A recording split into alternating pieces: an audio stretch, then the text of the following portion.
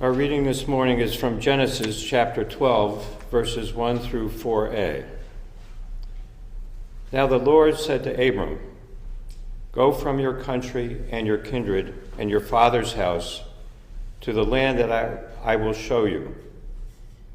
I will make you a great nation, and I will bless you and make your name great, so that you will be a blessing.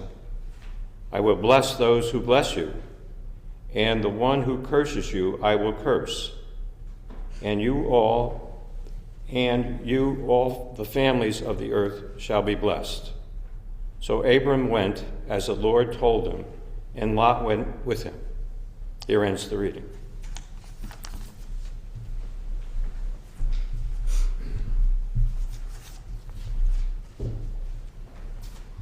So Jim's song actually, when he sent it to me before, and so I listened to it, and I realized it worked out really well, because this passage that Al just read and that I'm about to preach on is really about, as we'll see, God kind of finding God's way back to their people, and the people finding kind of a new way back to God. So it's really perfect. So thank you, Jim. That was beautiful. Will you pray with me?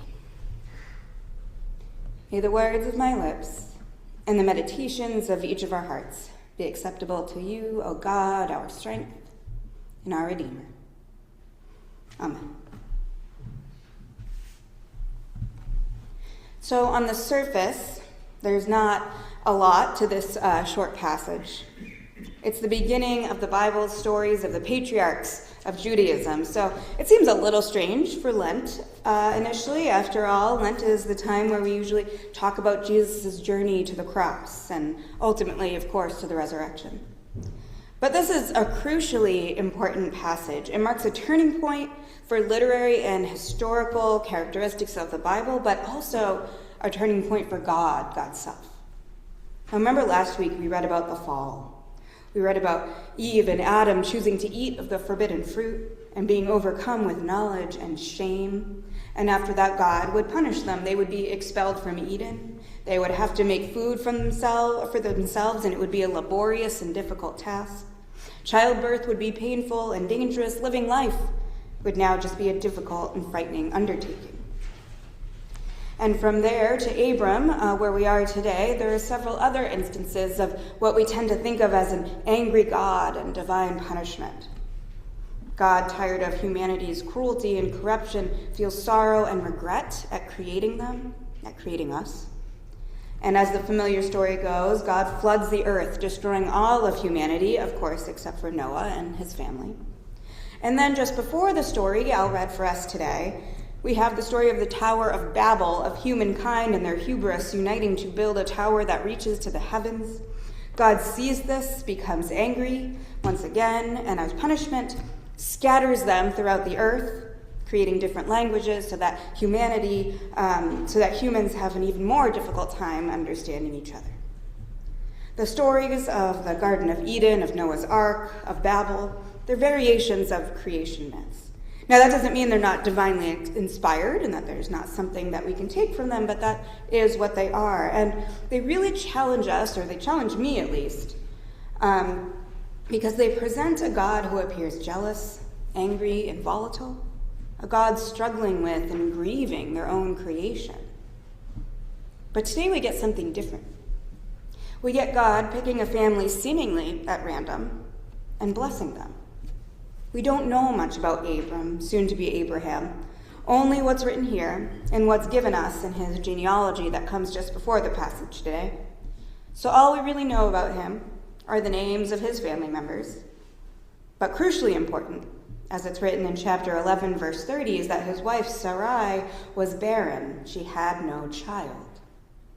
So Abram and Sarai have no offspring. It's well known that she will miraculously become pregnant later on at the age of 127, but we are not there yet.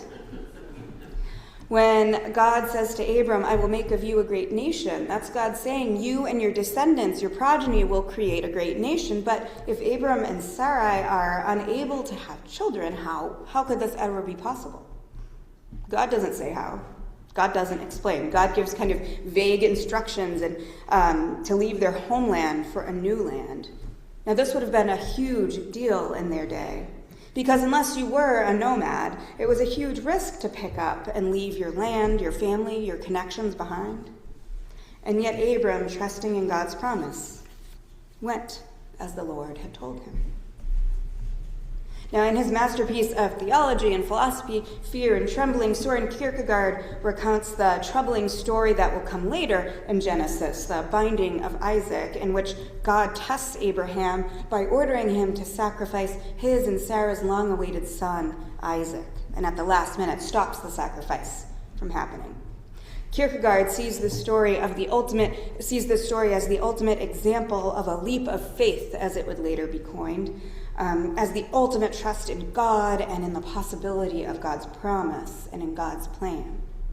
And while the command to murder one's beloved child, a child who had been awaited for an impossibly long time, is an extreme one, and a cruel one at that, God, up to this point, had shown Abraham what is possible when you have faith.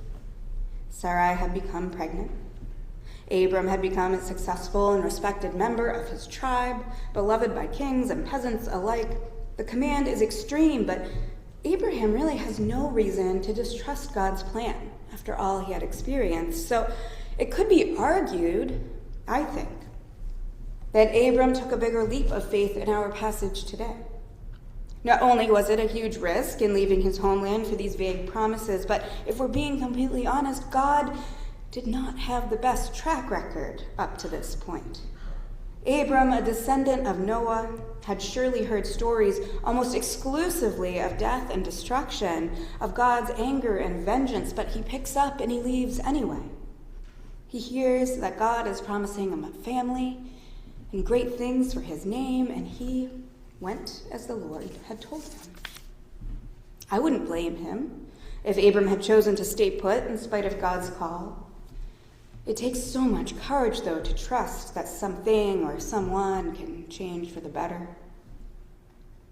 In thinking about God turning a new leaf, it got me thinking about parenting a little bit. Parenting in today's world of social media and constant advice and buzzwords and information being thrown at you 24/7 is exhausting.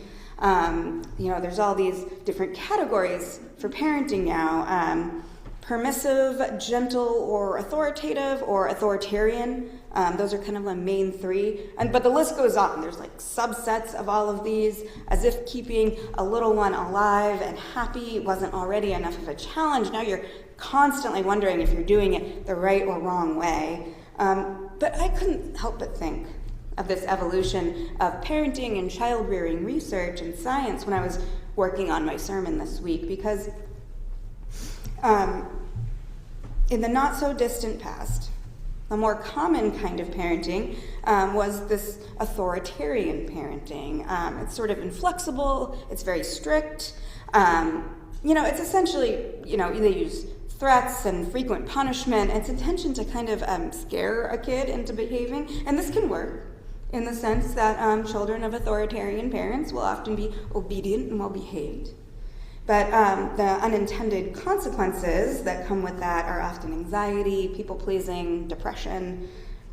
The concept of authoritative or gentle parenting seems to be the sort of go-to now, or again, at least in my bubble of the internet.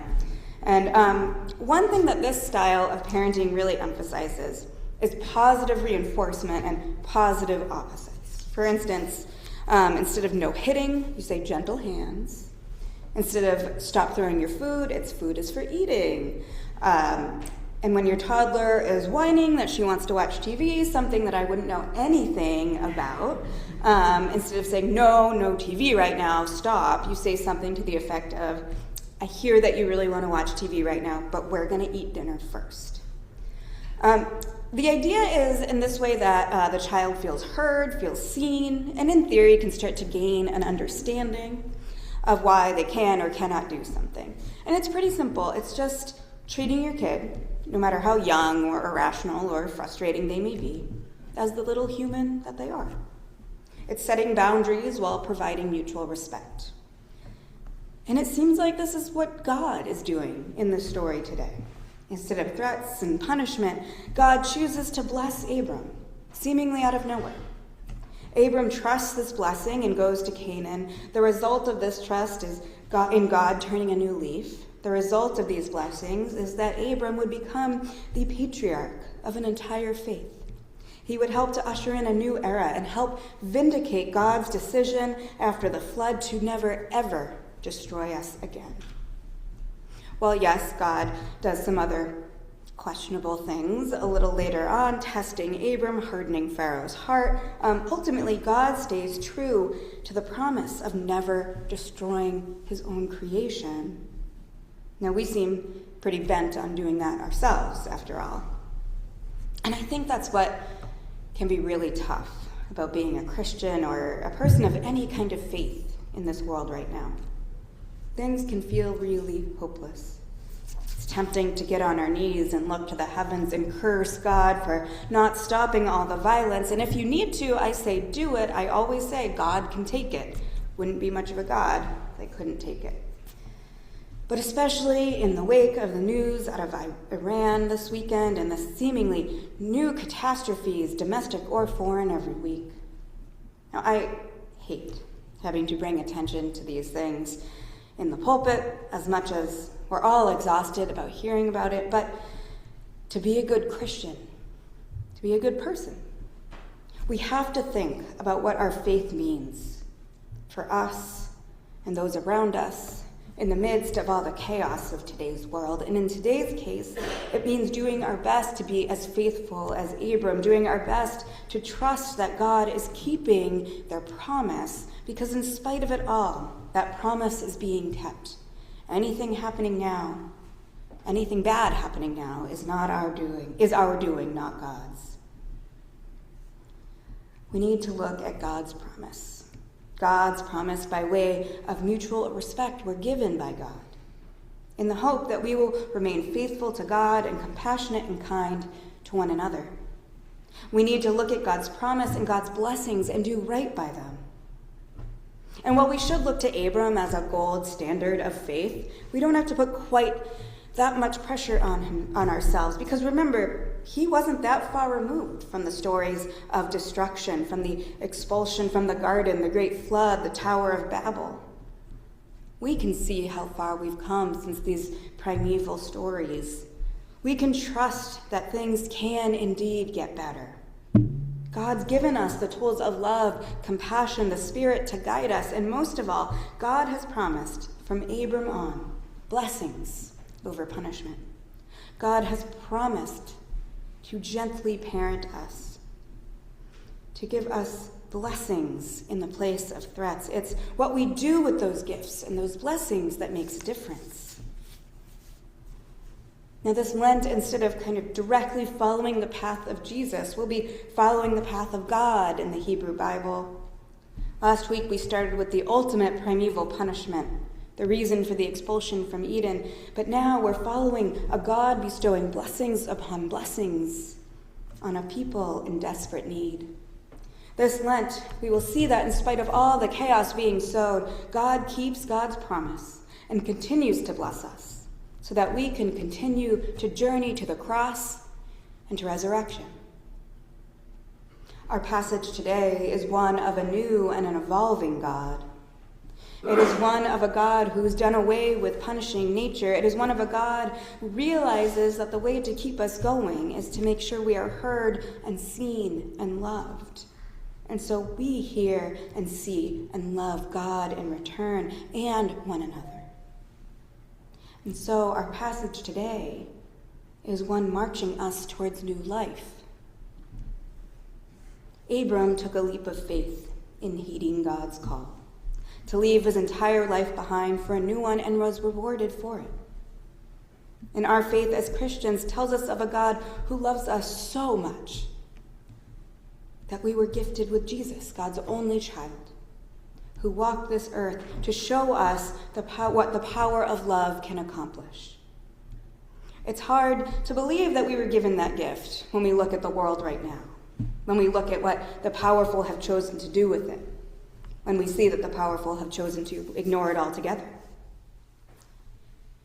But like our call to worship said today, today we wait for the flicker in the darkness, the candle in the window, for the next sign to direct us as we lurch forward an all-encompassing dark. We may as well be doing this with our eyes closed, but that's faith, isn't it?